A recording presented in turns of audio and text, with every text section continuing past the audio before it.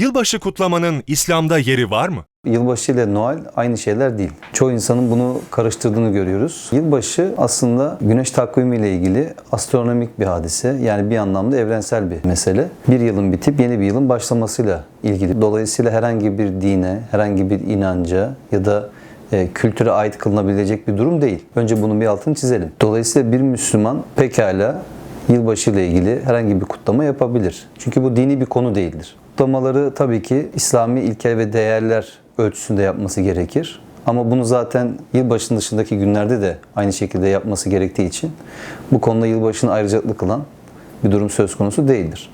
Yani yılbaşında işte içki içmek, kumar oynamak, zina yapmak gibi faaliyetler tabii ki haram olacaktır. Ama bu yılbaşı ile ilgili değil, yılbaşı dışında da zaten haram olan şeylerdir. Öte taraftan bir Müslüman yeni bir yılın gelmesini umut ve ümitle karşılayabilir. Ya da geride bıraktığı yılın muhasebesini yapabilir. Hata ve günahlarından dolayı Allah'tan af dileyebilir. Noel ise Hristiyanların Hz. İsa'nın doğumuna verdikleri ad olduğunu görüyoruz. Hristiyanlar Hz. İsa'nın, özellikle Batı Hristiyanları Hz. İsa'nın doğumunu 25 Aralık tarihinde kutlarlar. Doğu Kilisesi de 6 Ocak tarihini esas alır. Bu anlamda Hristiyanların Hz. İsa'nın doğumunu kutlaması veya bunu yılbaşıyla birleştirmesi de dini açıdan sakıncalı bir konu değildir. Çünkü her ne kadar Hz. İsa'nın doğum tarihini bilmesek de Hz. Muhammed gibi Allah'ın kulu ve elçisi olduğunu biliyoruz ve buna iman ediyoruz. Dolayısıyla bir Müslüman Hz. İsa'nın da, Hz. Musa'nın da, Hz. İbrahim'in de, Hz. Nuh'un da, tüm peygamberlerin de doğum gününü pekala kutlayabilir. Bu kutlama için geleneksel Hristiyan adetlerine uymak zorunda da değiller. Müslümanların peygamberler arasında ayrım yapmaması Kur'an'da çok net bir şekilde ifade edilir. Bu konuda Bakara suresinin 136. ayetini örnek olarak verebiliriz. Şöyle deyin: Allah'a, bize indirilene, İbrahim'e, İsmail'e, İshak'a, Yakub'a, onun torunlarına indirilene, Musa'ya ve İsa'ya verilene ve diğer nebilere verilene inandık. Bunlar arasında hiç kimseyi ayırmayız. Biz yalnız ona teslim olanlarız. Ayeti açık bir şekilde zaten tüm peygamberlerin İslam peygamberi olduğunu ve onlar arasında bir ayrım yapılmaması gerektiğini ifade etmektedir. Önemli olan bir şeyin dini açıdan yasak olup olmamasıdır. Bizim kültürümüzde, örf ve adetimizde yeri olup olmaması dini açıdan bir ölçü değildir. Kur'an-ı Kerim'de açıkça yasaklanmamış hiçbir konu dinin konusu kılınamaz. Bu konuda insanlar serbest bırakılmışlardır. Maide suresi 101. ayet bunun için yeterli bir delildir.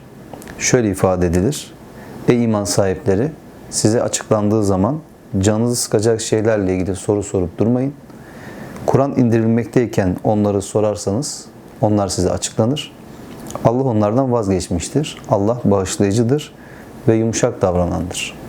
Bu ayet tek başına Kur'an'da açıklanmayan meselelerle ilgili tercihlerin insanlara bırakıldığını ifade etmektedir. Tabii ki Kur'an'ın bütünlüğü içerisinde Kur'an'ın ortaya koymuş olduğu temel ilke ve değerlere uygun olarak insanlar tercihlerini yapabilirler. Öte taraftan sırf Batı kaynaklı diye de yılbaşı veya Noel gibi kutlamalara karşı çıkmak çok gerçekçi ve doğru değildir. Çünkü doğum günü veya mezuniyet gibi birçok kutlama da Batı kökenli ve kaynaklıdır.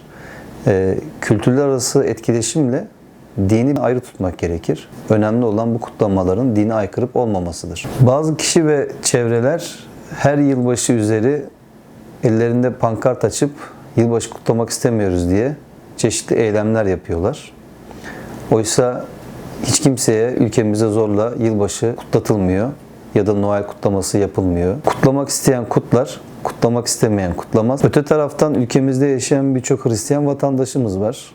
Onlarla birlikte aynı toplum içerisinde birçok ortak değeri paylaşıyoruz. Değerlerimize saygı duyulmasını bekliyorsak Hristiyan vatandaşlarımızın inanç ve değerlerine de saygı duymak durumundayız. Eve çam ağacı almak veya çam ağacı süslemek de dini bir konu değildir. Tamamen kültürel bir konudur. Bu konuda da insanlar evlerine çam ağacı alıp süsledikleri zaman herhangi bir dini ritüeli yerine getiriyor değillerdir. İnsanlar isterlerse evlerine çam ağacı alıp gerekirse onu süsleyebilirler. Böyle bir eğlence ortamı oluşturabilirler kendilerine. Bu da dini bir konu değildir. Kılık kıyafetinden işte oturduğu ev, kullandığı arabadan yeme içme kültürüne kadar neredeyse tamamen Batı kültürüne ait olan insanların bir kısmının mesele yılbaşı veya Noel olduğu zaman bunların Batı kültürüne ait şeyler olduğunu söyleyip bunlara itiraz etmek kendi içerisinde tutarlı gelmiyor doğrusu. Bunu da ifade etmek gerekir.